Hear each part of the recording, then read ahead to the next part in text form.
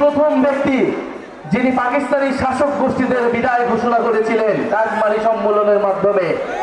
তিনি প্রথম রাজনৈতিক ব্যক্তি যিনি বুঝেছিলেন পাকিস্তানি শাসক গোষ্ঠীর সাথে আমাদের থাকা সম্ভব নয়।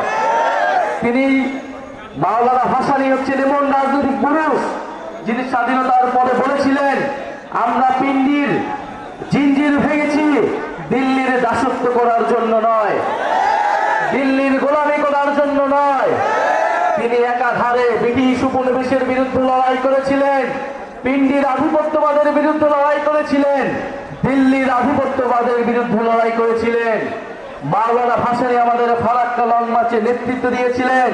আমাদের যে নদীর অধিকার, পানির অধিকারের জন্য যে আমাদেরকে লড়াই করতে হবে, সেই লড়াইয়ের সূচনা করেছিলেন মাওলানা ভাসানী। আমরা আজকের এই সমাবেশ থেকে মাওলানা ভাসানীকে শ্রদ্ধা বলে স্মরণ করতে চাই। আপনারা জানেন মাওলানা ভাসানীকে ইতিহাসে স্মরণ করা হয় না। সার্জিস আলম বলেছে